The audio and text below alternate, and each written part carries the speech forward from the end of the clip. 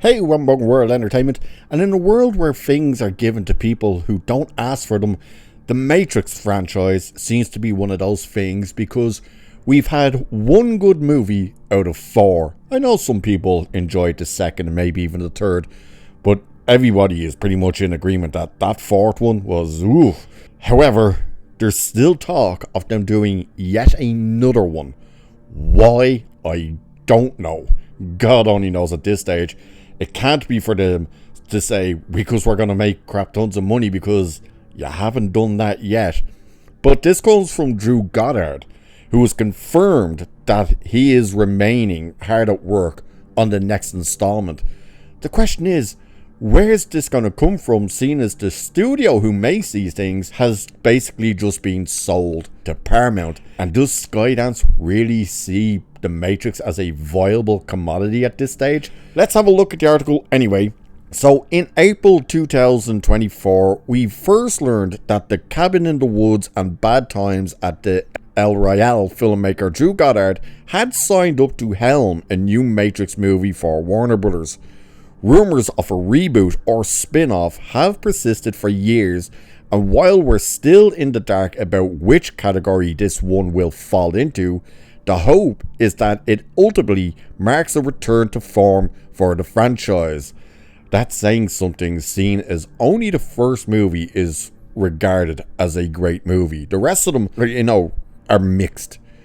Personally, I think every single one of them after the first movie are horrendous. They are terrible. But that first one, the only problem I have with the first one is the very ending when Neo flies off. That was the part I was like, oh, what was that? And I get what they were going for, but it was just the way it was done and stuff. It just looked tacky, to be honest. That was the only issue. But then the rest of the movies were just like, oh, yes, I've dropped the ball. And what was the last one? Resurrection? Was that the last one? Yeah, I think so. I can never remember the names of all of them and which order they go in, but I'm pretty sure the last one was Resurrection, and just every choice made in that one was just like, what is this? So it's saying anyway, The Matrix was released in 1999 to widespread acclaim, with The Matrix Reloaded and The Matrix Revolutions following in 2003. Did they both come out? I don't think they both came out in 2003, did they? I don't think so. So they didn't receive as warm a reception as the original, and Lana returned to the property minus Lily in 2021 for The Matrix Resurrections. I love that, Lana and Lily. Wasn't it like Larry and James or something that they were? Either way, imagine that. How do two brothers all of a sudden decide we're going to transition? Like, one of them you might go, okay, both of them? Yeah, that was weird.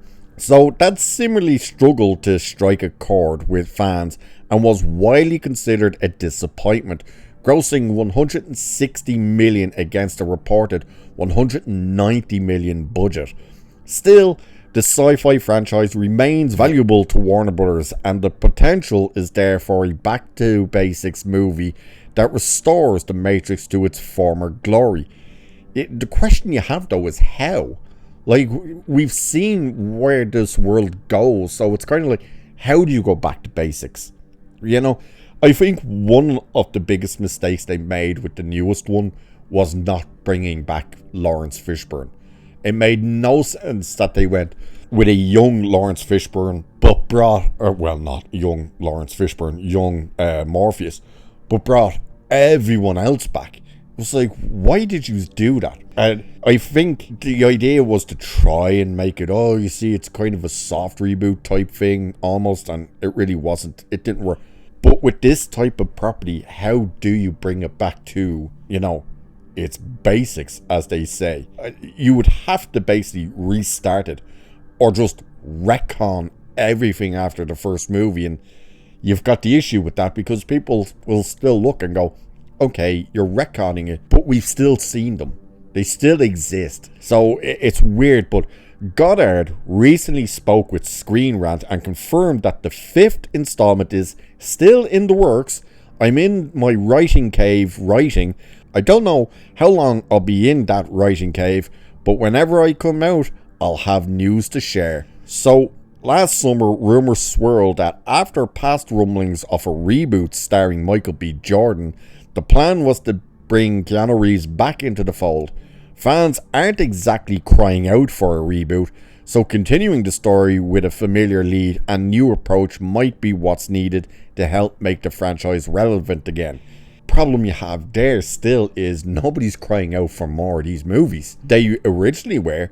After the third movie, people were like, okay, let's see what you can do with one more. And then when they announced it, people were excited.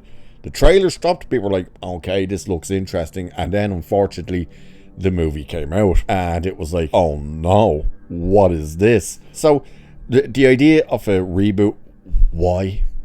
Seriously, why reboot something like The Matrix? It still has to go in the same direction. So rebooting it, you're just going to probably piss people off because, number one, the first one that you put out probably won't live up to what the original movie was, and then it'd probably just be all downhill from there. So it is one of those. Nobody's asking for another Matrix movie. Why are you investing time and effort into another Matrix movie? I don't get it. Drew Goddard I did a story recently. Wasn't he attached to something? Possibly in the DCU? I can't quite remember. He's definitely attached to something else that's been doing the rounds. But the idea of a fifth Matrix movie, I can't get my head around that. Why? And it's even saying here, when we last saw Neo, he and Trinity were reshaping the Matrix together. That could make him a godlike being in Goddard's apparent follow-up. Okay, so that would mean, would the approach be that Neo is almost the creator now, that he makes the Matrix in, I suppose his image, but in terms of what he thinks people want. And maybe that's where the kickback goes from, as people find out, like, hey, wait a minute, this thing's not real, the Matrix is going on, why did he think we wanted this? That could be interesting, but at the same time, it's just like, there's no demand for it. I think that's the biggest issue, is there's no demand for it. Especially, again, seeing as Warner Brothers is getting sold to Skydance now, unless something drastically changes at this stage, but it's looking like that's not going to happen. Would they be willing to back this movie? Because all they have to do is look at what the other movies have brought in. You've got the two sequels that were like absolute disappointments. I think they did financially well enough, but they were disappointments. And then Resurrections, as it says there, 160 million is all it brought in on a budget of 190. That's not even including the marketing. So that's a colossal disaster. Do you invest heavily into it again?